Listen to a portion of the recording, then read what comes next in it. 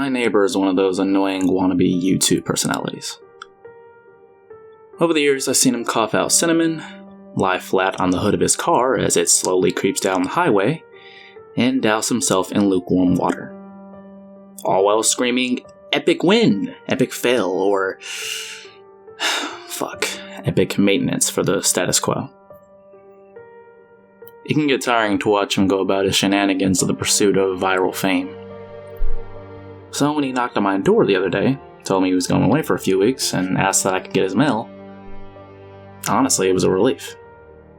I can't explain the peace of mind I had knowing I didn't have to brace myself for any of his stupidity for a while. I was always afraid his stunts would wind up bleeding over into my life. Things were pretty normal for the first couple of days.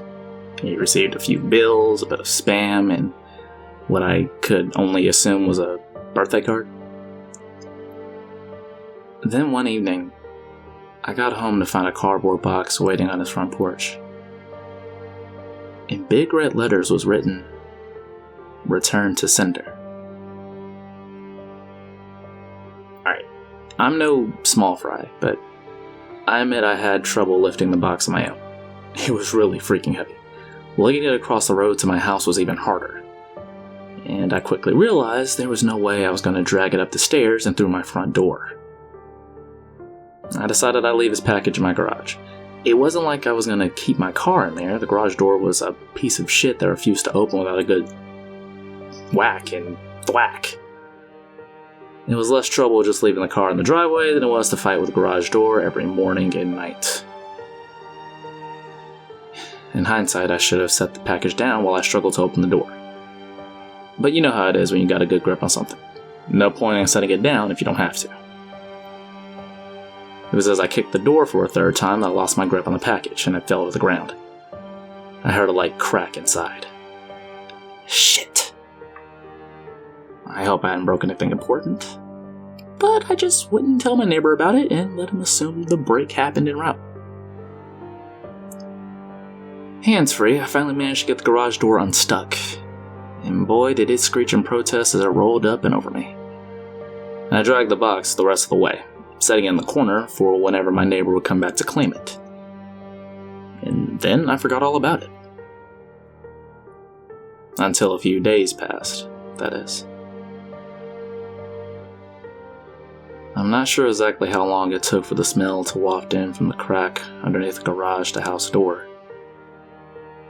But it came in a slow progression. With a sickly sweet odor similar to a skunk. For the first few days after I smelled it, I genuinely assumed that's exactly what it was. Roadkill that had left its mark on my house. It was only when I realized the scent was growing more intense instead of fading away that I went looking for a source. That's when I opened the garage door. And that's when the odor knocked me back, holding my nose. The culprit wasn't hard to identify. The change in my garage was the box in the corner. I remember thinking it must have been one of those meat-of-the-mouth subscription boxes. The meat must have gone rancid for being left out in the fridge so long. How much meat could have been in there for the box to grow so large and heavy? An entire freaking cow? I covered my nose as I approached the box. A pair of scissors in my hands. I probably wouldn't have needed them to open, as it becomes soggy enough at the bottom to poke through with a finger. But I was not about to poke my finger into spoiled meat juices. That soggy bottom was the reason I had to open the box in the first place. If I tried to drag it out whole, everything would spill out onto the floor. So I have to dump pieces of the meat, one garbage bag at a time, and then take them down to a dumpster. A process I wasn't looking forward to.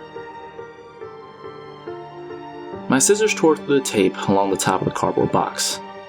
I thought the smell couldn't get any worse, but as I flipped open the flaps, I discovered a whole new kind of stink. It was like opening a burning oven. But instead of a heat wave, I was met with waves of piss, sweat, shit, and petrification. was so bad that I staggered back and had to force down the puke, begging to guzzle out of me. I don't think I could handle that scent mixing with the horrors coming out of the box.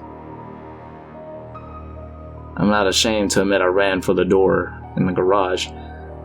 The smell had become so ingrained in the fabric of my clothes that it clung to me like a shadow.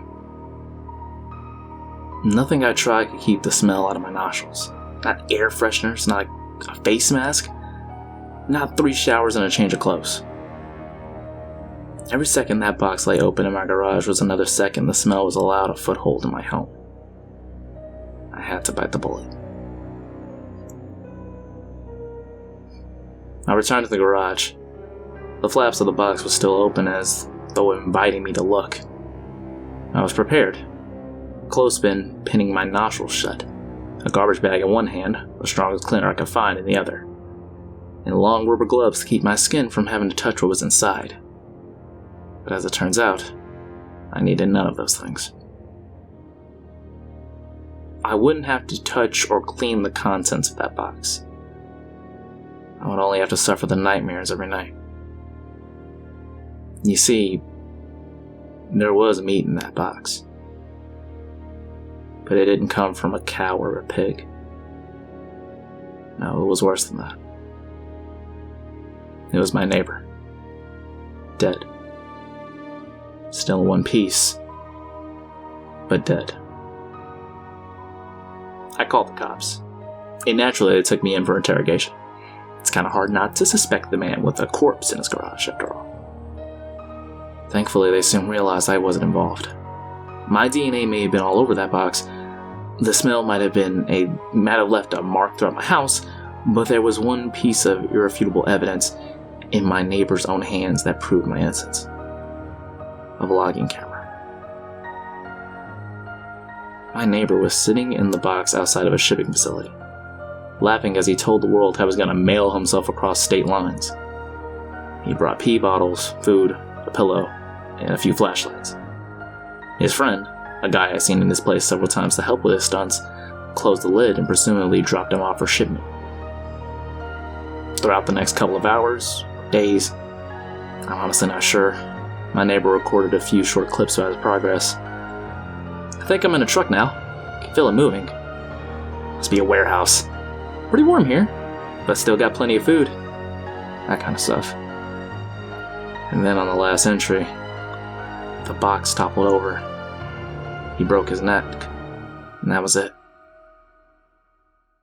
The camera recorded either till the memory card got too full, or the battery died. There's one thing I didn't tell the police after they showed me the video. One thing I heard on the footage that will haunt me to the day I die. Just after the tumble that broke his neck, I heard the familiar screeching of my garage door.